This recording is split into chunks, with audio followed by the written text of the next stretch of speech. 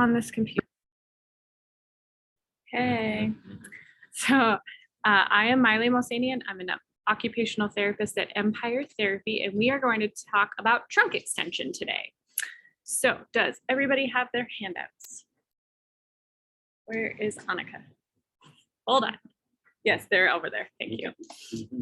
So the theory behind trunk extension is that the body is trying to find up and down at the same time. And so this process emerges during the birthing process when baby comes out of the birth canal head first, and it's pushing its feet against the uterus on the other side. So they get that really long engagement of the spinal level, which engages their head and their body.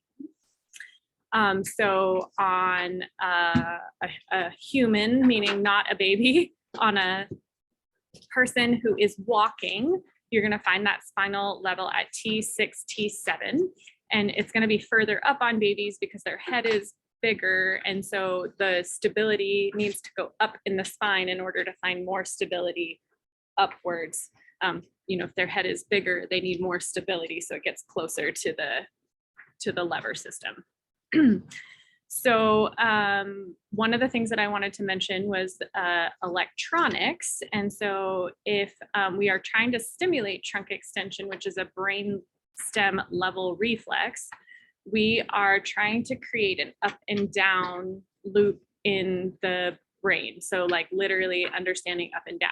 And TV does cause and effect the same way that trunk extension does, but it overrides the system. And so instead of finding up and down, people find this circular connectivity in the brain that gives them constant cause and effect. So the smaller the screen, the faster you go into that stimulus of cause and effect, which puts you into ocular lock.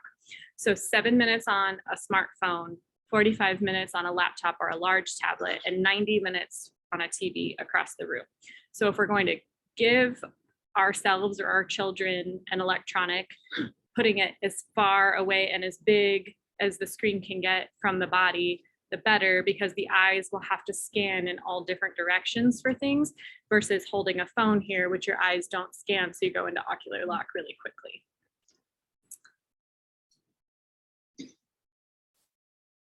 So finding up and down requires that you find balance within the extrapyramidal tracts. So the extrapyramidal tracts around the brainstem are these pathways that send information up and down, but they give us all of our little teeny tiny writing reactions. And so as we're finding up and down, you have to be able to stabilize your body in any sort of plane to find it.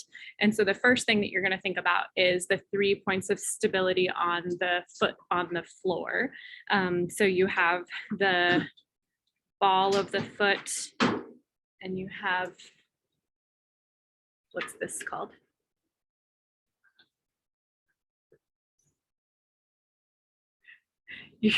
So the outside of the foot, the inside of the foot, and the heel of the foot. And I'm literally going to put my foot up here. So 1, 2, and 3. And when you can't find those 3 points of stability, then you can't find down in your body. So if you think about a child who stands and their ankle rolls in or their ankle rolls out, it's because they can't find those 3 points of stability to find down.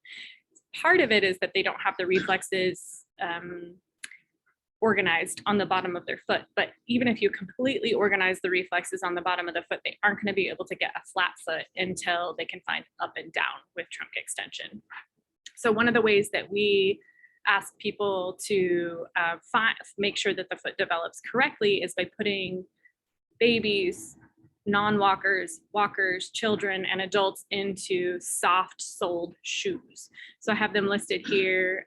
10 Little and Little Love Bug are really great values for children and babies' feet. And then Vivo Barefoot goes all the way from like size 1 in children through adulthood. But once you kind of get the idea of what the shoe is supposed to feel like, then you can go on to other sites and find things that you like. So at the bottom, you're going to see that it needs to be wide, that the bottom of the shoe is thin so that it has that natural flexibility, and then it actually rolls in on itself. Here you go, it actually rolls in on itself. So when you're out there buying shoes for your kids, you can go, and I found them at Target, I found them at other places, where I just try and see if I can roll it in on each other and flexible one way or the other, like wringing out a washcloth. And if it's completely flexible, then their foot can still find the 3 points of stability on the bottom of the foot. So that is one of the reasons that we here at Empire typically do not put orthotics on the bottom of the foot, because it's the same exact sensory input to the bottom of the foot all the time. And so the foot isn't having to do these little teeny tiny reactions, and the brain literally stops firing the reflexes on the bottom of the feet. And so the ankles become fatigued and the legs become fatigued because there's no grounding to find down. So some of the stuff that you're going to look for in a diagnosis is, do they have an elongated neck? So when you're standing or sitting, does the neck come in? So like sometimes people will sit with really good posture, and then they start to like onto a table or onto the thing in front of them, and they lose their neck. And so that's one way of knowing that they don't have trunk extension. When they're standing, that they have a softness in the back of their knees are not hyperextending, and that they have shock absorption through the entire body, which we're going to talk about a little bit more with the rhythmic movement method for treatment. Muscotova method is one of the types of primitive reflex integration that we practice, and they have a parent handbook that you can purchase on their website. And in here, it talks about trunk extension and the way that they would like you to do it. And you are more than welcome to reference this manual, but I am not allowed to teach out of their curriculum. So I'm teaching out of other people's curriculums. So treatment, what we are looking for is finding shock absorption through the entire body. So shock absorption means that your body can come out against something and take a pressure. So it's like you take a step, and that step you load the joint, and then your body comes out against it. So you can absorb the shock into each one of your joints. And so I will demonstrate how to do that at the ankles, knees, hips, xiphoid process, shoulders, TMJ, and neck in a moment.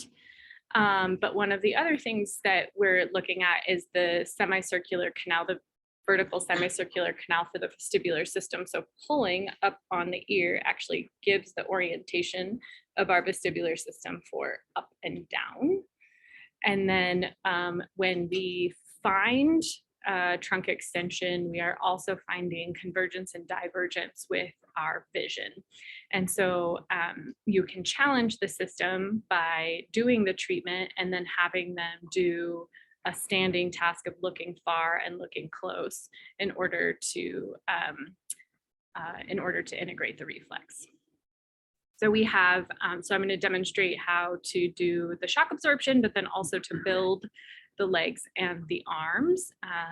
And we are going to look at the archetype poster.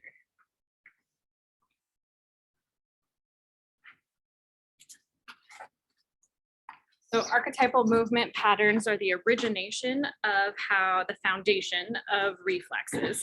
And so if you can get trunk extension to turn on from an archetypal standpoint in infancy or under the age of 7, then you actually don't have to do the reflex at all. So again, this poster is for sale on the Muscotova site, and you would follow the directions on the poster to find up and find down. So when you are doing the poster, just keep in mind that you're trying to activate the area of the spine that finds up and finds down.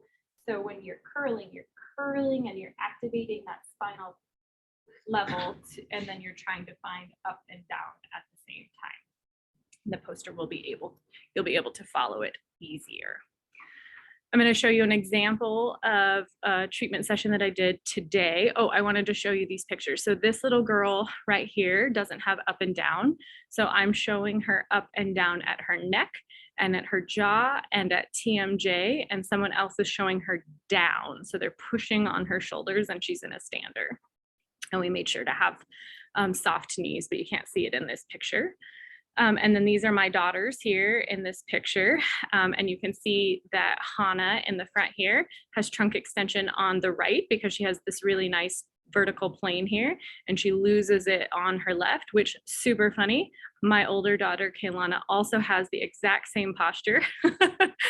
So you've got nice trunk extension on this side and missing on this side. And you can actually see that the traps on her are inflamed because she can't find down on this side of her body. The opposite thing is happening though with their heads. And obviously this is a still picture, so we would need to see them more in motion, but you can see that Kaylana's symmetry at the middle is to the right and Hannah's symmetry is to the left. So we would also want to correct that with head riding and trunk extension. Okay, so this was a baby that I saw today. We're gonna turn it around so all of our audience can see. You guys wanna?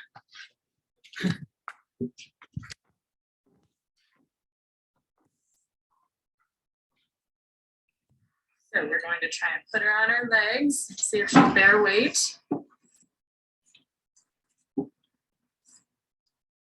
She does not. She thinks about it. And then you can pause the video. So that was the test. So I'm going to stimulate the spinal level reflex where the head is kept up by the body and the body is kept down, going down. So I'm just going to stimulate this area and show her up and down. Oof, oof. And stop. So I'm going to do rhythmic movement to show her up and down at the same time. So right now I'm just doing up.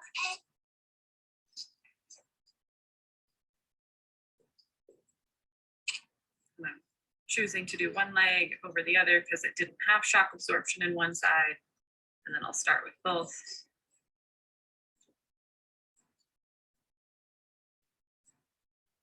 And then I'll do down.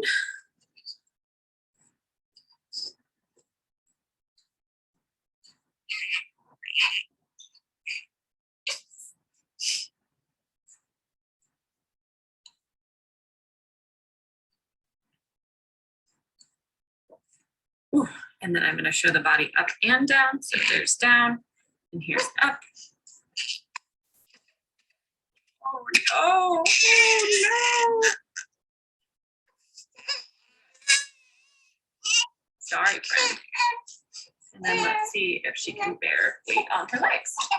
She does much better. So we're going to keep doing some more of that. Any questions about that? Okay. Is there somebody in the waiting room?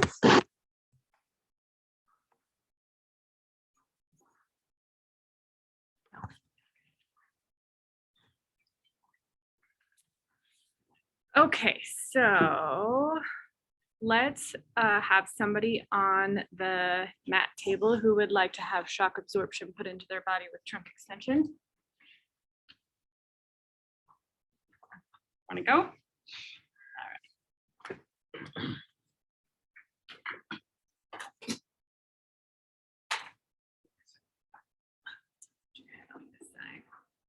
Face up. Face up. This way. Okay, so we're going to test his trunk extension shock absorption by just pushing on the feet and then releasing, but my hands are going to stay on. And so I can see that he's got good shock absorption in this knee and this hip and up to this rib, and then my eyes stop, so I'm going to try again. And then he goes from this rib to this shoulder and good in the chin. So he kind of skips over this side of the body. And I'm already correcting it. Can you see that that knee is starting to build shock absorption in that side of the knee? And then it's moving up to the hip. And I'm getting it into the ribs. And now we're getting the left shoulder.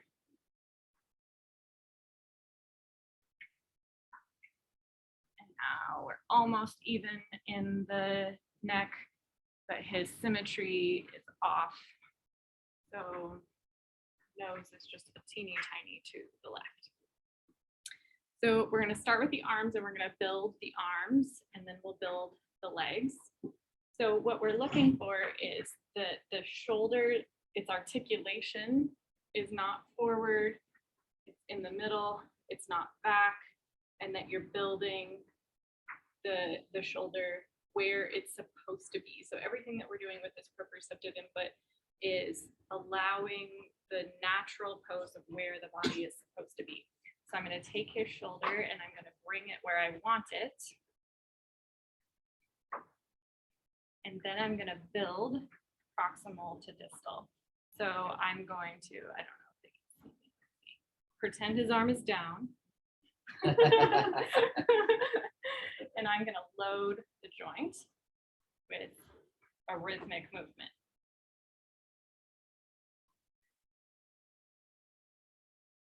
Until I feel like there is good understanding of that joint. Then I'm going to move up to the next level and I am going to load until it feels like there's good understanding. And on him, I feel like I need to pull apart. So that's exactly what I'm going to do. Wrist. Understand what? When the joint understands, it's easy for me to do my task.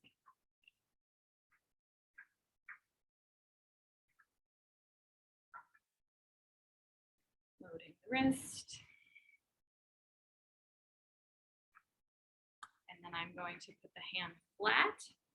I'm going to grab onto the shoulder because this is where I would want the body for trunk extension. Because look, I'm finding down with the hand and I'm finding up with the shoulder. And I'm going to load the hand into his shoulder. And I'm getting good shock absorption through the elbow, but the force of my push is going this direction instead of up. And so I'm having to correct the minor details of how I'm pushing on his hand and how I'm stabilizing the shoulder so that I'm getting up and down instead of towards the head. There. And you feel how like solid it is now? Mm-hmm. Really good understanding.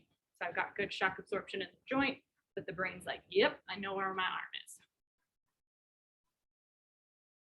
Sorry for my back to the camera.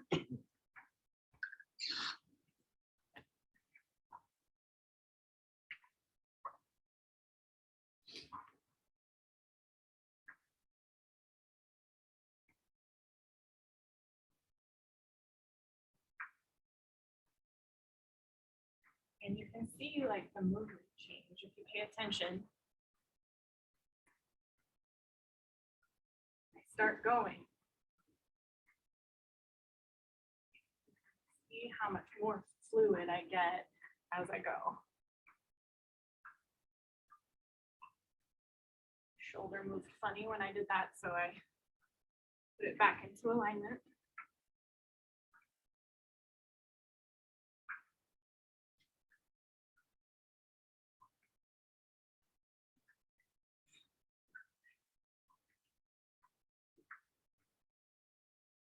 If I didn't like where his elbow was, I moved it just a little so that there was some nice shock absorption going through that joint. And again, it's going more towards his head than it is up. So I want to find up. So I'm going to move his hand and block the shoulder. And now we're finding up. So I keep messing with it until I figure out, until he figures out how to find that plane. So then the next one is the legs. And in order for the hip to be in the right place, I'm going to start like this. I usually work on babies, but you know. And then we're gonna load down. Ugh. Stiff. And hips. Hold on.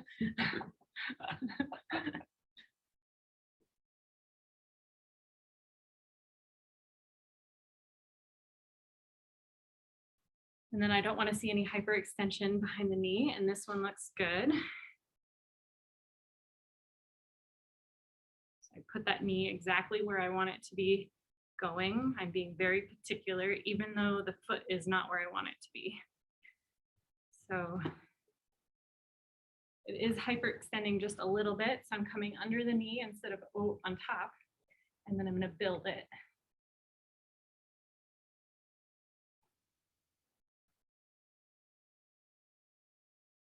It wasn't listening, so I'm giving a deeper input. There we go. And now you can see, can people notice the difference? Okay. So not part of trunk extension, but I need the foot to be in alignment as well. And he's a little bow-legged. And so I would correct this part of his legs for my therapists, neurostructural, some other things on the calves before I would move down to building the leg. But for resources today, we're just going to build the ankle, and we'll come back to that.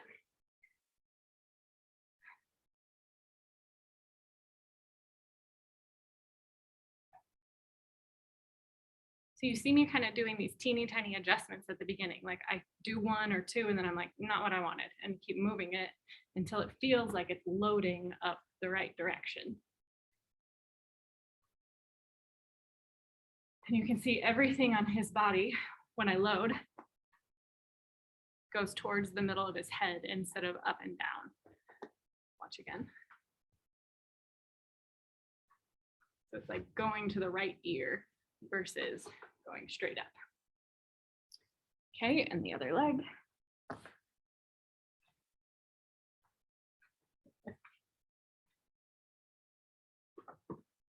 Sorry. So did you do more on this side? Did you felt this side? Yeah, it needed a little bit. Oh. It needed the jolt. Karate chop. Yes.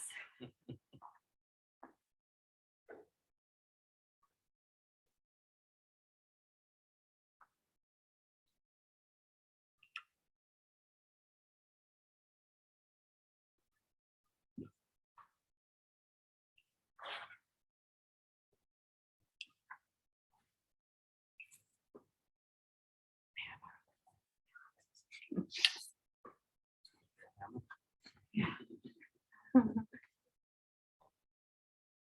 Good, and much better on this side. And often you'll find that the second side is easier because you already worked the other side. So Okay. does this need hyperextending or something? A little bit. I don't want to make you like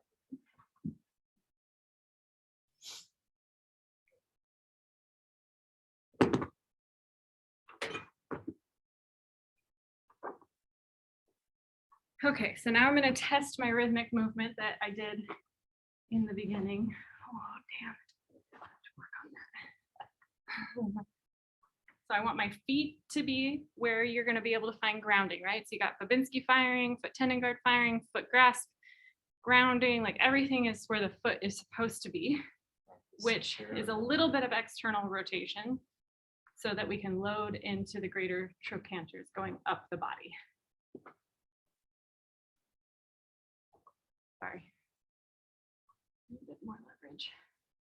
You can see how much more movement now he's getting in his entire body going up. Your hands go down on the side of your body like this.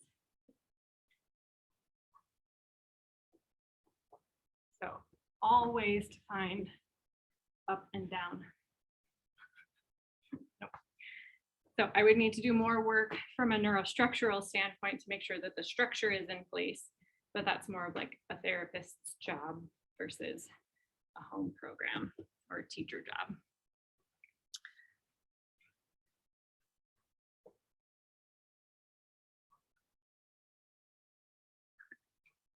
Okay, so then we have, get down.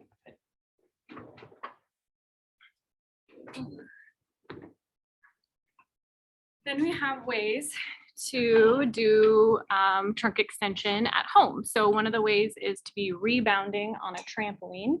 I'm gonna point the camera right there.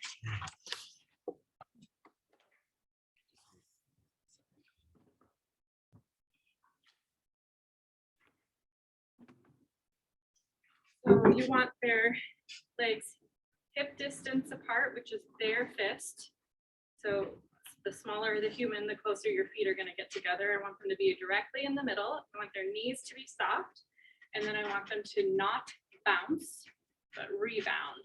So you see how I was literally just manually doing this to Dan, and the trampoline is doing this to me.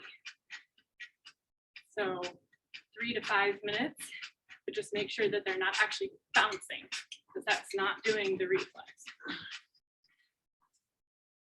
And then the rocker board. So this is a Balavisix rocker board. You can buy anything that you want, but I put the link on there in case you like this specific one. There are resources in town that you can actually go to, Balavisix groups. But when you stand on a balance board without hyperextending your knees, you are stimulating trunk extension the entire time that you're standing on a rocker board. So this is a really good way to get kids off of being addicted to TV, because you can have them stand on a rocker board, or you can have them sit on a rocker board. And then you can tell them unlimited TV as long as you're on here. And they will get off TV really quickly because they can't find that same cause and effect that they were finding before. So doing homework on this. I mean, there's lots of different ideas that you can do with these big rocker boards. And then we have grounding, which just means you're walking outside barefoot as much as possible. And then we have the vibrating plate, which does the exact same thing as trunk extension, only you also are getting frequency involved. And sometimes a person can find trunk extension by standing on a vibrating board and changing the frequency. You can actually get them to find trunk extension potentially for the first time because they need a specific frequency in order to stimulate it. And it doesn't look like we have any online participants. So I will stop this now, and you can shoot me messages if you have any questions.